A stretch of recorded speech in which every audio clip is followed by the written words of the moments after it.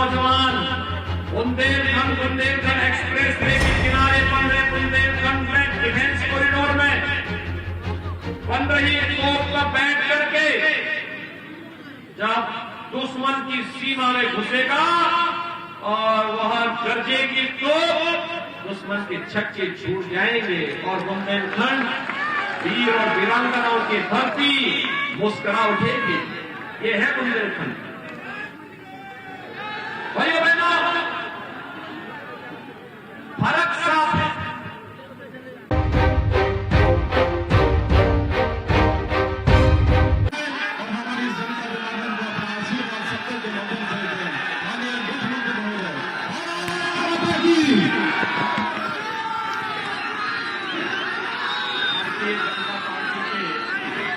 जिला के अध्यक्ष राजकुमार जैन जी, लोकप्रिय सांसद चंद्रबाबू शर्मा जी, भारतीय जनता पार्टी के ललितपुर से प्रत्याशी से नामरतन कुशवाहा जी, महरौनी से प्रत्याशी श्री मनोहर लाल जी पंत, विधान परिषद की सदस्य श्रीमती रमान निरंजन जी, अध्यक्ष जिला पंचायत श्री कैलाश निरंजन जी, जिला प्रभारी श्री अनिल यादव जी, विधानसभा प्रभारी श्रीमती कंचन जायसवाल जी, चंद्र प्रभा राय जी, अध्यक्ष नगर पालिका श्रीमती रजनी साहू जी, श्रीमती कृष्णा सिंह जी, आज के इस कार्यक्रम में उपस्थित ललितपुर जनपद के दोनों विधानसभा सीटों से उपस्थित आइयों, सभी उपस्थित भाइयों बहनों, मैं ललितपुर की इस पावन धरा को कोटि कोटि नमन करते हुए आप सभी का हृदय से अभिनंदन करता हूं, स्वागत करता हूं। भाइयों बहनों, आज प्रातः काल से ही मैं बुंदेलखंड की धरती पर हूं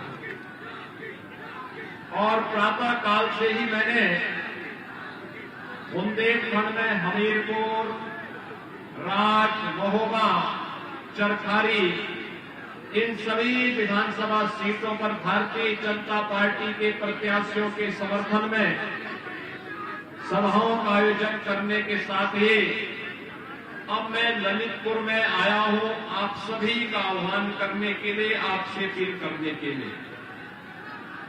भाइयों बहनों, आज हमारा बुंदेलखंड धरती का स्वर्ग बनने की ओर अग्रसर है। अब बुंदेलखंड में क्या नहीं है, सब कुछ बुंदेलखंड में अब मौजूद हो चुका है।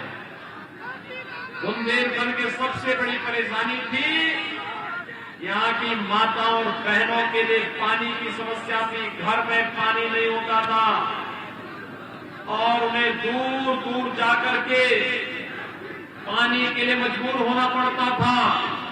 आज भाइयों बहनों, हर घर नल योजना के माध्यम से बुंदेलखंड के प्रत्येक घर तक हम शुद्ध पेयजल पहुंचा रहे हैं और आप याद करना बहुत शीघ्र हर घर तक नल की योजना के माध्यम से ये पानी सामान्य पानी नहीं होगा भाइयों बहनों, ये आरओ का पानी होगा। आरओ का पानी, जो पानी एक बोतल आपको बाजार में 16 से 20 रुपए में खरीदना पड़ता है, इससे भी शुद्ध पानी आपको बहुत अच्छे ढंग से आपके घर में उपलब्ध हो जाएगा। इसमें किसी प्रकार का कोई मान मनोबल नहीं करना पड़ेगा, शुद्ध पेयजल देंगे। और भाइयों बहनों, पेयजल का मतलब आप जान रहे हैं ना कि शुद्ध पेयजल का मतलब है कि आधी से भी बीमारी का समाधान हो जाना। भाइयों बहनों, बुंदेलखंड दूर होने के नाते यहाँ के संसाधनों पर माफिया और अपराधियों के द्वारा लूट मचाई जाती थी, लेकिन आज इन माफिया और अपराधियों के खिलाफ सरकार का बुलडोजर किस कदर चला है आपने देखा होगा। और इन माफियाओं पर अभी आने वाले समय में कैसे बुलडोजर चलना है इसकी भी तैयारी देखते रहिए। चलना चाहिए ना, अपराधियों के खिलाफ कार्रवाई होनी चाहिए ना। आपने देखा होगा बुंदेलखंड का चित्रकूट का अंतिम टापू भी दूसरे लोग की यात्रा में जा चुका है और दिलवारा डकैती के लिए जो जिम्मेदार होंगे उनकी भी यही तैयारी होगी। चिंता मत करिए। अभी भाइयों बहनों, आपकी मांग होती थी, बार बार मुझे चिंता होती थी कि मेरे ललितपुर के लोग स्वास्थ्य की सुविधा के लिए कहां जाएंगे। ये मनोहर हमेशा परेशान करते थे मुझे कि एक मेडिकल कॉलेज हमारे ललितपुर में भी तो हो जाए। मैंने कहा क्या मेडिकल की पढ़ाई आपने की है? तो मनोहर कहे कि मैं पढ़ा तो नहीं हूं लेकिन अपने ग्रैंडसन को जरूर मेडिकल कराऊंगा। मैंने कहा तब तो मेडिकल कॉलेज आपके ललितपुर में ही देंगे। और भाइयों बहनों, आपके ललितपुर मेडिकल कॉलेज का काम प्रारंभ हो गया है ना? काम प्रारंभ हो गया है। 2023 में यहां पर हम मेडिकल की परीक्षा, मेडिकल की एडमिशन भी प्रारंभ करवा देंगे। और भाइयों बहनों, फिर ललितपुर में स्वास्थ्य का एक उत्तम केंद्र तो होगा ही होगा, लेकिन साथ साथ डॉक्टर बनाने का भी एक संस्थान ललितपुर वासियों को ललितपुर के अंदर प्राप्त हो जाएगा। भाइयों बहनों, ललितपुर में बुंदेलखंड का सबसे अच्छा जल संसाधन, लेकिन अभी केन बेतवा नहर को नदियों को जोड़ने दीजिए। आप याद करना, ये पूरा क्षेत्र पर्यटन के साथ साथ तमाम अन्य संभावनाओं को आगे बढ़ाता हुआ दिखाई देगा और इसीलिए ललितपुर की इन संभावनाओं को आगे बढ़ाने के लिए आज मैं आपके बीच में यहां पर उपस्थित हुआ हूं। भाइयों बहनों, आपने हमें पिछली बार सांसद भी दिया। अनुराग जी यहां से सांसद बने, उससे पहले उमा भारती जी यहां से सांसद थी और हमारे दोनों विधायक 2017 में आपने दिए, राम रतन कुशवाहा जी को, फिर से मनोहर लाल पंत को भी। मनोहर लाल पंत भोले वाले आदमी, लेकिन उनका भोलापन बहुत बार जब ललितपुर के विकास की बात आती है, ये कहते थे कि क्या ललितपुर में उड़न खटोला उड़ेगा? हमने कहा क्या चाहते हो? तो इन्होंने कहा कि उड़न खटोला के लिए हम भी चाहते हैं। तो मैंने कहा एयरपोर्ट बोलो ना। कहा एयरपोर्ट, लेकिन मैं गांव की भाषा में बोल रहा हूं। और भाइयों बहनों, आपका ललितपुर में एयरपोर्ट हम दे रहे हैं ना। ललितपुर में एयरपोर्ट भी बन रहा है और ललितपुर को बैठे आप कौन घंटे में दिल्ली पहुंच जाएंगे, आधे घंटे में लखनऊ पहुंच जाएंगे, 1 घंटे में मुंबई पहुंच जाएंगे और दुनिया के किसी भी देश में जाने के लिए आने वाले समय में ललितपुर का एयरपोर्ट ही आपके लिए तैयार हो जाएगा। भाइयों बहनों, हमारे दोनों विधायकों ने विकास के लिए अनुराग शर्मा जी के साथ मिलकर के पूरी मेहनत की और वर्तमान में पूरी दुनिया कोरोना महामारी का सामना कर रही है। इस सदी की सबसे बड़ी महामारी है और महामारी के कारण दुनिया के अंदर लाखों लोग मर चुके हैं। भाइयों बहनों, हर मौत दुखद है, लेकिन मैं आप सबसे कहना चाहता हूं कि इस कोरोना कालखंड में आपका हालचाल पूछने के लिए या तो भारतीय जनता पार्टी की डबल इंजन की सरकार थी या फिर दोनों विधायक और सांसद थे, या भाइयों बहनों भारतीय जनता पार्टी के पदाधिकारी आपके बीच में थे। कांग्रेस, सपा, बसपा के लोग आपके बीच में कहीं आए थे क्या? फ्री में टेस्ट, फ्री में उपचार और फ्री में वैक्सीन भी कितने लोगों ने वैक्सीन ले लिए हैं? अभिनंदन आप सबका। ये वैक्सीन कोरोना के खिलाफ देश की लड़ाई का प्रतीक है और भाइयों बहनों, इसी वैक्सीन के कारण उत्तर प्रदेश में 70% लोगों ने वैक्सीन की पहली डोज ले ली है। बल्ली के सामने दूसरी डोज लेने वाले 75% से अधिक हो गए हैं और इसी वैक्सीन ने, भाइयों बहनों, इसी वैक्सीन ने आपकी जान को बचाया है, कोरोना की तीसरी वेव को पूरी तरह रोक दिया है। आप मुझे बताइए, जो लोग वैक्सीन के बारे में भ्रम पैदा कर रहे थे, वे सही काम कर रहे थे क्या? वे तो आपके जीवन के साथ खिलवाड़ कर रहे थे। वे लोग आपके जीवन के साथ खिलवाड़ कर रहे थे, और मैं इसीलिए आपके बीच में आया हूं। वैक्सीन से जान बची है। विरोधी उस समय कहते थे कि ये जो है वैक्सीन, ये वैक्सीन तो मोदी वैक्सीन है, ये भाजपा वैक्सीन है। आज उनको जवाब दीजिए कि मोदी वैक्सीन से ही जान बची है। इसी मोदी वैक्सीन और भाजपा वैक्सीन से जान बची है, तो वोट भी यही जाएगा। बोलेंगे? सभी लोग सहमत हैं? भाइयों बहनों, विरोधियों को जवाब देने की आवश्यकता है। और अब तक की किसी भी महामारी में एक काम होता था, बीमारी से तो मौत होती थी, उससे ज्यादा मौतें होती थी भूख से। डबल इंजन की सरकार है, 2 बार राशन मिल रहा है कि नहीं मिल रहा है? मिल रहा है ना? ये राशन क्या 2017 के पहले भी मिलता था? आज मिल रहा है ना? 2017 के पहले भाइयों बहनों यही राशन सपा के गुर्गे खा जाते थे। मायावती जी, बहन जी का जो हाथी है ना, हाथी के पेट में सबका राशन चला जाता था, गरीबों का राशन चला जाता था।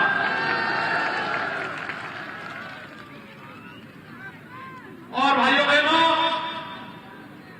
आज हर गरीब को 2 बार महीने में राशन देने का काम किया जा रहा है, और एक बार तो दाल भी दिया जाता है और रिफाइंड तेल भी दिया जाता है। मिल रहा है कि नहीं मिल रहा है? अच्छा मुझे बताओ, 2017 के पहले आपको बिजली मिलती थी? बिजली में भी घोटाला। आज तो बिजली मिल रही होगी ना? भाइयों बहनों, 70 वर्षों के कचड़े को साफ करते करते करते करते उत्तर प्रदेश को आज देश की नंबर 1 अर्थव्यवस्था बनाने की रक्त कर रहे हैं। उत्तर प्रदेश और बुंदेलखंड को धरती पर सबसे सुंदर जगह बनाने की ओर अग्रसर हुए हैं। आज बुंदेलखंड में पाइप पेयजल की योजना भी है। आज बुंदेलखंड में एयरपोर्ट भी बन रहे हैं। आज बुंदेलखंड में हर खेत को पानी, और याद करना, बुंदेलखंड में हम डिफेंस कॉरिडोर भी दे रहे हैं। पिछली सरकार क्या बनाती थी? समाजवादी पार्टी के गुर्गे जगह जगह तमंचा बनाते थे और फिर राहदरी करवाते थे, लूटपाट करवाते थे। हमारी सरकार आई, तमंचों की फैक्ट्री बंद। ये जो अभी कुछ हो रहा है ना, ये जो अभी 4 सालों तक, 4.5 वर्षों तक जिलों के अंदर दुबके हुए थे, इलेक्शन कमीशन की नोटिफिकेशन के बाद थोड़ा बिल दिलाने लग गए हैं। इंतजार मत, 10 मार्च तक इंतजार करिए, 10 मार्च के बाद इनको फिर बिलों के अंदर घुसाएंगे।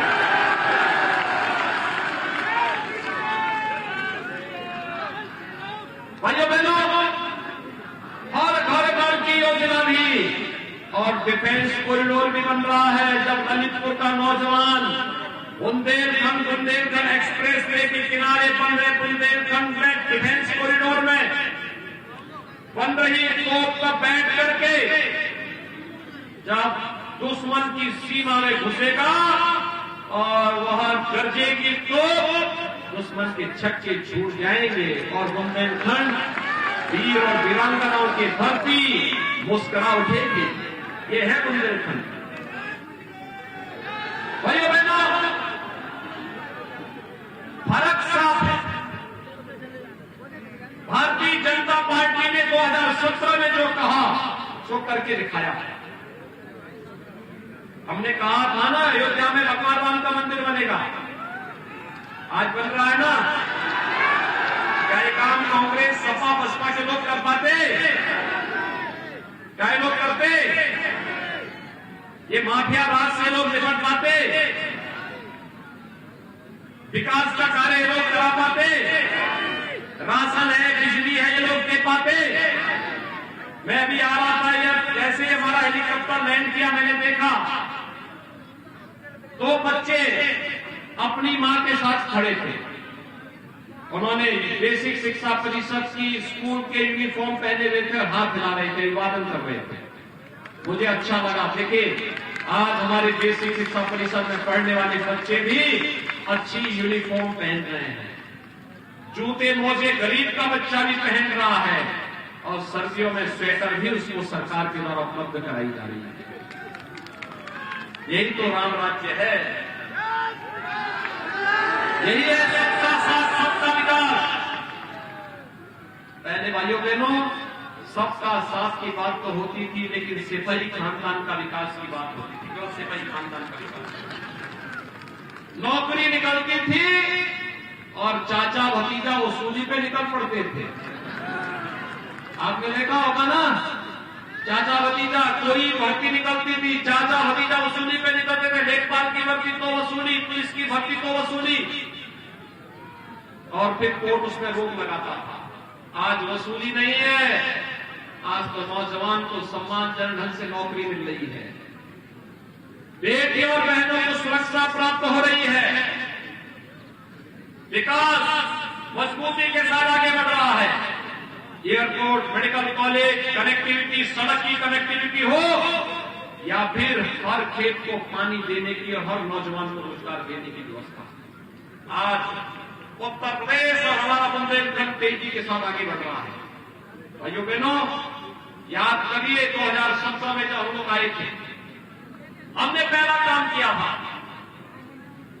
86 लाख किसानों का 36,000 करोड़ रुपए के कर्ज माफी का, और ललितपुर में 55,800 से अधिक किसानों का कर्ज माफ हुआ था। 55,815 किसानों का। प्रधानमंत्री किसान सम्मान निधि में 2,41,000 किसान ललितपुर के अंदर 6,000 रुपए सालाना प्राप्त कर रहे हैं प्रधानमंत्री किसान सम्मान निधि में।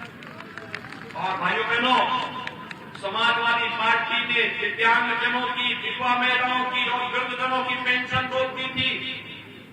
हमारी सरकार प्रदेश के अंदर 1 करोड़ ऐसे लोगों को जो दिव्यांगजन हैं, निराश्रित महिलाएं हैं, बुजुर्ग हैं, उन लोगों को 12,000 रुपए सालाना पेंशन दे रही है, जिसमें आपके ललितपुर के 6,093 दिव्यांगजन भी हैं, 20,999 निराश्रित महिलाएं भी हैं और 46,863 वृद्धजनों को 12,000 रुपए सालाना पेंशन देने का कार्य हमारी सरकार कर रही है। भाइयों बहनों, अगर मैं प्रधानमंत्री आवास योजना की बात करूं, प्रधानमंत्री आवास योजना समाजवादी पार्टी की सरकार ने, गौर से सुनना, समाजवादी पार्टी की सरकार ने 5 वर्ष में 18,000 लोगों को भी मतदान नहीं दिया था। हमारी सरकार ने पूरे प्रदेश में 43,50,000 गरीबों को एक मतदान दिया है। 43,50,000। और आपके ललितपुर में 49,478 गरीबों को 49,478 गरीबों को एक आवास प्रधानमंत्री आवास योजना या मुख्यमंत्री आवास योजना में मिले हैं अकेले ललितपुर में। भाइयों बहनों, अब तो हम लोग युवाओं को नौकरी ही नहीं दे रहे हैं, बल्कि उनको हम स्मार्टफोन और टैबलेट भी दे रहे हैं। ललितपुर के कुछ नौजवान स्मार्टफोन और टैबलेट दे चुके हैं। पूरे प्रदेश के अंदर 1 करोड़ नौजवानों को सुविधा दे रहे हैं। समाजवादी पार्टी ने चुनाव आयोग को शिकायत की, हो सकता है रुका होगा। पहले हमने 1 करोड़ देने का लक्ष्य रखा था, जब इन्होंने शिकायत की तो हमने कहा 2 करोड़ नौजवानों को अगले 5 वर्ष के अंदर टैबलेट और स्मार्टफोन देने का काम करेंगे। भाइयों बहनों, ये लोग विकास के विरोधी हैं, माफिया राज के समर्थक हैं, अराजकता के समर्थक हैं, गुंडागर्दी इनके जीन्स का हिस्सा है, भ्रष्टाचार इनका संस्कार है, ये लोग क्या सेवा कर पाएंगे? सेवा, सुरक्षा, सम्मान और स्वावलंबन ये भारतीय जनता पार्टी का मंत्र है। प्रधानमंत्री के लिए सबका साथ, सबके विकास की बात की है। और भाइयों बहनों, उस सबका साथ, सबका विकास के लिए आपका विश्वास और आपका प्रयास भी आवश्यक है। भाइयों बहनों, 20 फरवरी को चुनाव होने हैं और 20 फरवरी को किसके चरण के चुनाव में आप तैयार हैं चुनाव के लिए? मन्नूलाल भगत को और निर्वाण रतन कुशवाहा को फिर से विधानसभा में भेजेंगे ना? क्योंकि जब ये दोनों जीतेंगे तब 300 फिर एक बार 300 पार का लक्ष्य हम पूरा करेंगे। फिर एक बार 300 पार, फिर एक बार, और 300 पार कब होंगे? जब ललितपुर और बहरौनी से भारतीय जनता पार्टी के प्रत्याशी जीतेंगे। तैयार हैं? दोनों हाथ ला करके बोलो तैयार हैं? तो भाइयों बहनों, कमल चुनाव चिन्ह पर पहले मतदान और फिर पहले मतदान, तैयार है ना? तो मेरी आप सबसे अपील होगी, बहरौनी सुरक्षित से श्री मनोहर लाल पंत को और ललितपुर से श्री राम रतन कुशवाहा को भारी बहुमत से विजयी बनाने की अपील आप सबसे करते हुए मेरे साथ दोनों हाथ लाकर क्या बोलेंगे? भारत माता की, भारत माता की, भारत माता की। बहुत बहुत अभिनंदन, आभार माननीय आपका।